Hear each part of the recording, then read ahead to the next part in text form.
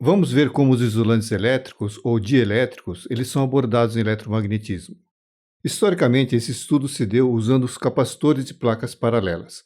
E vamos ver então como isso seria feito hoje em dia. Que resultados a gente teria medindo tensões e correntes em circuito usando esses capacitores, com o material dielétrico entre as placas e também sem o material dielétrico, que a gente diz que está em vácuo. No material em si, o que ocorre é que, pela ação do campo elétrico, os dipolos que estão nele vão se alinhar a esse campo. E a partir desse estado, esse meio passa a ser tratado por uma grandeza que a gente chama de polarização. E associado a essa polarização, vão aparecer o que a gente chama de cargas de polarização. Vamos ver como são essas cargas e também de como ela é diferente dessas cargas que a gente veio tratando até agora, que a partir daqui a gente vai começar a chamar de cargas livres. Bom, em eletricidade o que interessa sempre é conhecer o campo elétrico. E quando a gente adiciona essas cargas de polarização, o cálculo tende a ficar muito complicado. Mas existe uma forma bem simples de tratar um dielétrico polarizado. É usando uma nova grandeza que a gente chama de vetor D, ou vetor de deslocamento. Essa grandeza ela está diretamente relacionada com o campo elétrico através de uma constante. Uma constante que a gente chama de constante dielétrica, que é uma constante que varia de material para material e ela pode ser determinada com relativa facilidade usando circuitos simples, com capacitores com e sem o dielétrico. Vamos ver tudo isso. Vamos ver aqui um experimento com capacitores carregados, com e sem os dielétricos. A carga no capacitor é algo que a gente pode controlar numa experiência, e ela pode ser medida, por exemplo, usando um circuito RC como esse aqui. Estando o capacitor carregado e fechando a chave S, vai ter uma corrente circulando no circuito, e essa corrente vai diminuindo no tempo. O gráfico seria algo desse jeito, e calculando essa área debaixo da curva, a gente tem então a carga que estava no capacitor. Com esse tipo de medição, a gente pode, então, monitorar e colocar uma mesma quantidade de cargas em capacitores. Aqui a gente vai usar dois capacitores idênticos e com a mesma carga. Um vai estar em vácuo e o outro vai ter um dielétrico preenchendo todo o espaço entre as placas. Usando um voltímetro com uma resistência interna muito alta, eu vou medir aqui nesse capacitor em vácuo uma tensão V0 e esse outro aqui com dielétrico uma tensão V. Repetindo as medições, primeiro com o mesmo dielétrico e com diversas quantidades de cargas, mas sempre com as mesmas cargas nos dois capacitores, e depois repetindo isso para outros dielétricos, a gente vai ter. O que se observa é que, mantendo a mesma carga dos dois capacitores, a tensão no capacitor com dielétrico é sempre menor. Fazendo um gráfico dos pontos experimentais, a gente teria algo desse jeito aqui. Obtém-se retas, ou seja, uma relação linear entre as duas tensões, mas com inclinações diferentes dependendo do dielétrico que se use. A gente tem aqui a reta para o vácuo, mas as inclinações para os materiais é sempre maior que essa aqui. Portanto, a gente tem que a tensão V0 é igual a uma constante multiplicada por V. Essa constante é chamada de constante dielétrica. No vácuo, o seu valor é 1, exatamente 1. E nos materiais dielétricos ele é sempre maior que 1. Vamos ver para alguns materiais e vamos falar também do campo elétrico de ruptura ou campo elétrico de breakdown, EB, para algum desses dielétricos. No ar, aqui no nosso ambiente, essa constante vale 1,00059, ou seja, ela é praticamente 1. Portanto, uma experiência em eletricidade que é feita em vácuo, ou seja, numa atmosfera rarefeita, isso é praticamente o mesmo que se a gente fizer no ambiente natural, aqui no nosso ambiente. Naturalmente, a tensão, o campo que a gente pode aplicar, não pode ser muito alto. Se o campo elétrico ultrapassar algo em torno de 30 kV por centímetro, vai começar a desenvolver uma descarga elétrica, e o meio dielétrico ele passa a ser um meio condutor. Para o argônio, que é um gás, a constante vale algo também muito próximo de 1. E o campo elétrico máximo é agora em torno de 2 kV por centímetro. Na água destilada e deionizada, a constante dielétrica é em torno de 88. Mas na faixa visível, ou na faixa da luz visível, ela diminui para algo em torno de 1. Isso é só para lembrar que a constante dielétrica depende da frequência do sinal. E o campo de ruptura é em torno de 600 kV por centímetro. Agora, para o nylon, a constante é mais ou menos 3,5 e o campo de ruptura é em torno de 160 kV por centímetro, que é mais ou menos o mesmo valor para outros polímeros. E na mica, é algo em torno de 6, com uma tensão de ruptura de 40 a 200 kV por centímetro. Aqui cabe algumas observações. Veja que não existe uma correlação entre a constante dielétrica e a tensão de ruptura ou campo elétrico de ruptura do material. Ou seja, constante dielétrica alta não quer dizer que ela suporta altas tensões. E a outra coisa é que a constante dielétrica depende da frequência, ela diminui com a frequência. Mas voltando para a experiência, a gente tem mais uma coisa na análise dos dados. Se a gente fizer uma análise da diferença das tensões dividido pela tensão no dielétrico, a gente também observa que é uma constante. E chamamos essa constante de suscetibilidade elétrica, que é representado pela letra grega Chi, com o subíndice E. Então a gente tem isso. E se combinarmos com a equação anterior, a gente obtém que a constante dielétrica é 1 mais a suscetibilidade. Esta suscetibilidade ela é zero para o vácuo e assume valores positivos para os dielétricos em geral. A gente tem ainda, como as tensões são dadas pelo campo multiplicado pela distância, a gente tem essas relações para o campo elétrico com os parâmetros do dielétrico. Portanto, com o dielétrico, o campo elétrico é menos intenso. Vamos ver o que está acontecendo no material. Estando o capacitor descarregado e com o dielétrico entre as placas, os dipólos elétricos no material eles estão distribuídos aí de uma forma bem aleatória, algo desse jeito aqui. Quando as cargas estiverem presentes, eu vou ter um campo elétrico e, em resposta a esse campo, os dipólos elétricos vão se alinhar a esse campo. Então, as coisas ficam parecidas com isso. Na placa, as cargas positivas estão na placa da esquerda, então o campo está orientado da esquerda para a direita. Ou, colocando de outra forma, a gente tem algo desse tipo aqui, um monte de dipólos alinhados ao longo do campo elétrico. Podemos falar agora numa densidade desses dipólos. Se eu pego um volume ΔV aqui, essa densidade vai ser um certo Nzinho, que vai ser o número ou a quantidade de dipolos que eu tenho dentro desse ΔV dividido pelo ΔV.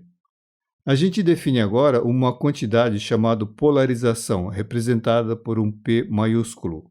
E essa polarização vai ser a densidade multiplicada pelo momento dipolo elétrico. Aqui tem uma transição importante. Os dipolos elétricos são entidades discretas, mas quando a gente passa para polarização, essa polarização ela é contínua, ou seja, ela é definida em todos os pontos do dielétrico. E naturalmente essa polarização ela tem a mesma orientação que os vetores momento dipolo. E uma vez que ela é contínua, ela é definida em todos os pontos, ela pode também ser representada por linhas de campo, algo como isso aqui, com os vetores e as linhas de campo. Vamos ver agora o que ocorre nesse dielétrico polarizado. Vamos recordar o que nós vimos de potencial de cargas em vácuo. A gente sabe que quando a gente tem um conjunto de cargas pontuais, o potencial gerado por essas cargas em um ponto localizado pelo vetor R, esse potencial vai ser a soma do potencial de cada carga naquele ponto. Inspirado nessa fórmula, a gente viu que para uma distribuição contínua de cargas, esse potencial adquire essa fórmula. Uma integral envolvendo uma densidade ρ por toda a distribuição, onde esse ρ representa a densidade volumétrica de cargas e a gente usa o ρ porque é uma representação mais geral. Essa forma de escrever o potencial na forma de integrais é o modo formal de apresentar essa grandeza, mas ela é pouco usada nos casos reais. Existe uma outra forma de determinar o potencial para situações reais. Aqui basta entender o que essas integrais significam. Agora, o campo elétrico é sempre dado pelo gradiente do potencial.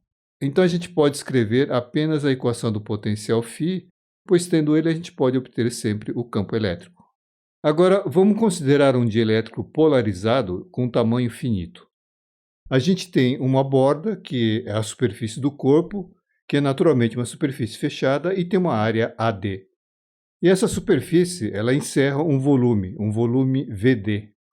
O potencial, nesse caso, aqui vai ser apresentado sem demonstração, é dado por isso, uma soma de duas integrais.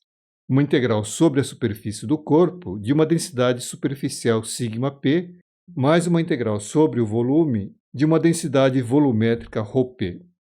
Esse σp é dado por P escalar n e o ρP pelo menos divergente do vetor P. E elas são, respectivamente, a densidade superficial e a densidade volumétrica de uma quantidade que nós chamamos de cargas de polarização. Tendo potencial, a gente tem o campo elétrico, que pode ser escrito de uma forma geral desse jeito aqui, que representa uma soma vetorial do campo gerado por σp e por ρp. Essas duas equações, elas são válidas tanto para o ponto P dentro do dielétrico, como para esse ponto fora dele. Agora vamos ver o que significa tudo isso.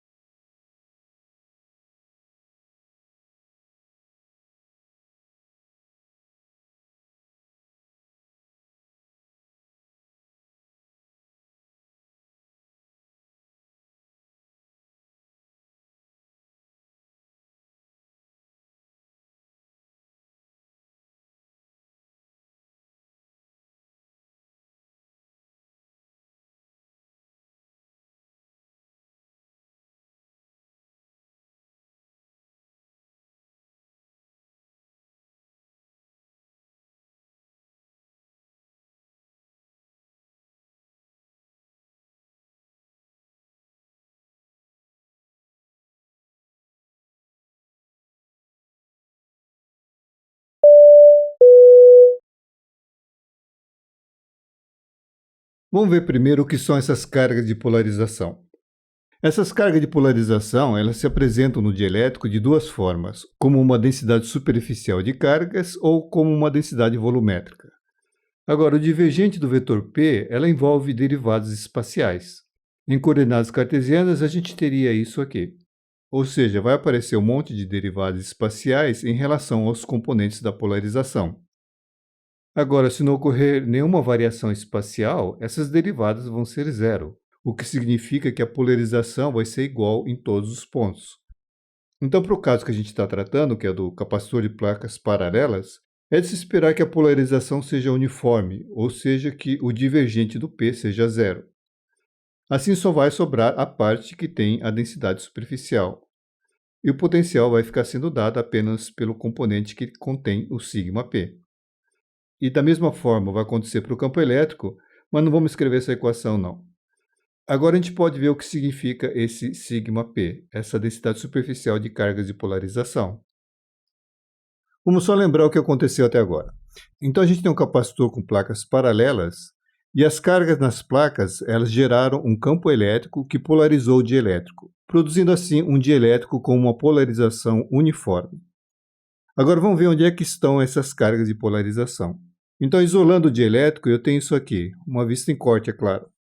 A superfície do dielétrico é uma superfície fechada. Assim, o vetor normal ela vai estar sempre apontando para fora. Vai ficar desse jeito aqui. Aqui do lado direito, eu tenho o P e o N que são paralelos. Então, eu tenho mais σp. Aqui embaixo, eles são perpendiculares. Vai dar zero. Aqui na esquerda, eles são antiparalelos. Vai dar menos σp. E aqui em cima, vai dar zero de novo. Então, as cargas de polarização estão nos dois lados do dielétrico que estão em contato com a placa. Algo como isso aqui. Ou seja, as cargas de polarização são cargas que estão na superfície do dielétrico, nas extremidades das linhas de campo de polarização. Daqui a pouco a gente vai ver qual é a origem delas. No momento, o que a gente tem?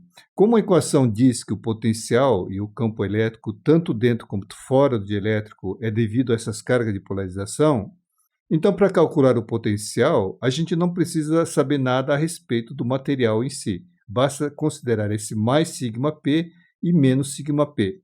É como se a gente tivesse essas duas distribuições superficiais e não existisse nenhum material entre essas duas camadas. Como se entre as duas camadas fosse o vácuo. Em outras palavras, o dielétrico polarizado ela se transformou em duas camadas com cargas mais σp e menos σp. Mas de onde estariam vindo essas cargas superficiais? Vamos ver isso. Aqui eu tenho um desenho dos dipolos no dielétrico polarizado. As camadas de carga de polarização, elas estão nessa parte em rosa aí, do lado esquerdo e do lado direito do corpo. E as cargas que estão dentro dessa camada, elas fazem parte dos dipolos que estão nas extremidades do corpo. Agora veja entre essas duas camadas. Caminhando de um lado para outro, a gente vê sucessivas cargas mais e menos. O que acontece é que o potencial ou o campo gerado por essas sucessivas cargas, na realidade, eles vão se cancelar. E quem vai contribuir na realidade para esse potencial são apenas as cargas que estão nas camadas das extremidades, que é uma camada que tem uma espessura d, sendo esse d a distância entre as cargas do dipolo. Portanto, essas cargas aí que estão em verde é como se elas não existissem, e que apenas as cargas que estão nas camadas elas estivessem presentes para efeito do campo elétrico e do potencial elétrico. A gente pode ver qual é a densidade dessas cargas. A gente viu que a densidade dos dipolos é o número de dipolos que eu tenho num volume dividido por esse volume, ou seja, N sobre V. A quantidade de dipolos vai ser a densidade vezes o volume, que dá NAD. Sendo que a carga do dipolo, a quantidade total de carga de polarização vai ser N vezes Q. Que trabalhando com a álgebra e usando que o momento dipolo é QD, vai dar que a carga de polarização é a densidade vezes o momento dipolo vezes a área. E como a densidade é a carga dividido pela área, a gente obtém que a densidade de cargas de polarização é igual ao módulo do vetor P. Então, no material, quanto maior for a polarização, maior vai ser a densidade de cargas de polarização. Agora, repare que essas cargas de polarização, elas são diferentes das cargas que a gente viu até agora. Elas estão associadas aos dipolos do material, então elas não podem se mover. Vamos escrever isso.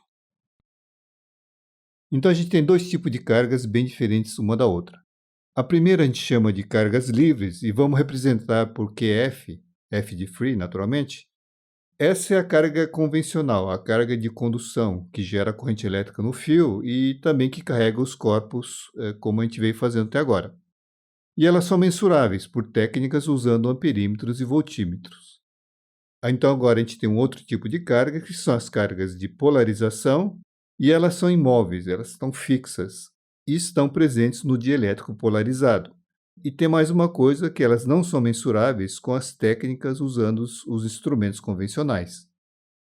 Como todo o processo de polarização que a gente veio tratando foi gerado por um campo elétrico, se a gente tirar o campo elétrico, a polarização desaparece e também desaparecem as cargas de polarização. Então, de forma resumida, o que a gente tem? O dielétrico que foi polarizado pelo campo elétrico das cargas que estão nas placas do capacitor, esse dielétrico polarizado ele é como se fosse duas camadas de cargas de polarização que estão aqui em contato com as cargas das placas. Observe que as cargas da placa e na camada têm sinais opostos. Então, já que o dielétrico todo foi substituído por essas duas camadas, a gente pode determinar o campo elétrico gerado por todo esse conjunto. Para determinar o campo elétrico, a gente usa a lei de Gauss. Para o capacitor em vácuo, a gente tem apenas as cargas livres nas placas. Usando como superfície gaussiana um cilindro com suas tampas circulares, uma dentro da placa condutora e outra dentro do gap, a gente obtém uma intensidade σF sobre ε0. Agora, com o dielétrico é representado apenas por camadas σp, o campo vai ser σF menos σp sobre ε0. Isso a gente pode escrever assim. Portanto, o campo no dielétrico é igual ao campo no vácuo menos o σp sobre ε0. Ou seja, o campo no dielétrico é o campo devido às cargas livres menos o campo devido às cargas de polarização, que é esse σp sobre ε0. Então, mantendo a mesma carga, o campo se tornou menos intenso no caso do dielétrico. Isso quer dizer que a DDP entre as placas, que é o campo vezes a distância, vai ser menor do que o caso em vácuo, que é o que tinha sido observado experimentalmente. Bom, agora que a gente tem esse novo tipo de cargas, essas cargas de polarização, vamos ver como é que ficam as linhas de campo. Para ver como ficam as linhas de campo, vamos primeiro colocar como fica a equação do potencial de modo completo, quando a gente considera as cargas livres e as cargas de polarização. O potencial vai ser a soma do potencial devido às cargas livres mais o potencial devido às cargas de polarização. Então fica desse jeito aqui. E o campo elétrico desse jeito, onde a gente tem os três termos, o primeiro referente às cargas livres, o segundo às cargas de polarização através de σp, e o terceiro também da carga de polarização através do ρp. Quando a gente não falava de cargas de polarização, ou seja, antes de comentar sobre esse tipo de cargas, a gente tinha apenas cargas livres. E para esse caso, a gente tinha que as linhas de campo elétrico iniciavam e terminavam em cargas. Agora, com a inclusão das cargas de polarização, como a gente pode ver por essa equação do campo elétrico, o campo é devido às cargas livres e às cargas de polarização. Ou seja, as linhas iniciam e terminam em cargas livres e em cargas de polarização. Desenhando seria algo desse tipo aqui. Na parte de cima, as linhas iniciando e terminando entre esses dois tipos de cargas, e na parte de baixo, apenas entre cargas livres. Agora, não dá para desenhar no dielétrico as linhas que saem das cargas positivas para a carga negativa, porque o campo, nesse local, ele aponta aí para a direita. Vamos ver agora como simplificar o tratamento de casos com dielétrico polarizado, e isso vai ser feito usando uma nova grandeza, o vetor D. Vamos ver o que é o vetor D. Primeiro vamos repetir aqui o que a gente tinha obtido para o capacitor com dielétrico. A gente tinha obtido esse resultado para o campo E e também para a carga de polarização, que combinado fica que o campo no dielétrico é o campo no vácuo menos a polarização sobre ε0. A gente tinha também essa fórmula obtida das medições das tensões na placas do capacitor. Combinando as duas, a gente obtém que a polarização é igual a constante vezes a suscetibilidade vezes o campo. No meio isotrópico, onde a polarização ela responde igualmente na direção do campo, independente da sua orientação, o vetor E e o vetor P eles são paralelos. Assim a gente pode escrever tudo de forma vetorial.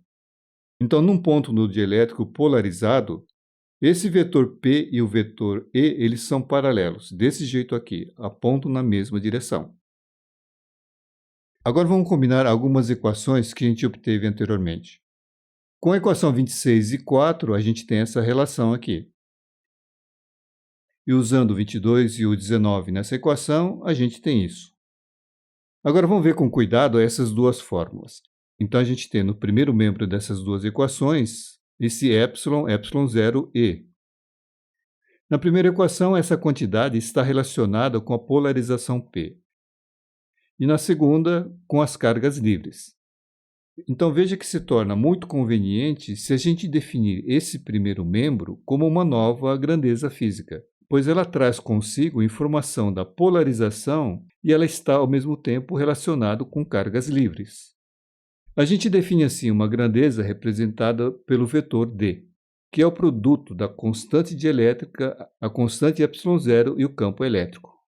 Veja que esse ε, que é a constante dielétrica, ela vai carregar a informação do que estaria ocorrendo no dielétrico, a polarização que estaria implícita nela.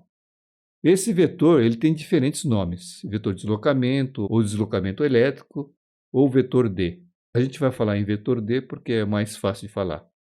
A sua unidade no sistema internacional é coulomb por metro quadrado, mesma unidade da densidade superficial de cargas. A gente pode escrever a equação 30, que é essa aqui, desse jeito, na forma vetorial. Dessa forma, a gente tem uma relação entre o vetor D, a polarização e o campo elétrico, todos no mesmo ponto no dielétrico.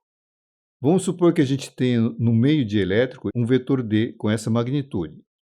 Se esse meio for a água, que tem uma constante dielétrica igual a 88, o vetor de polarização e o vetor campo elétrico multiplicado pelo ε0 vai ser algo desse jeito aqui.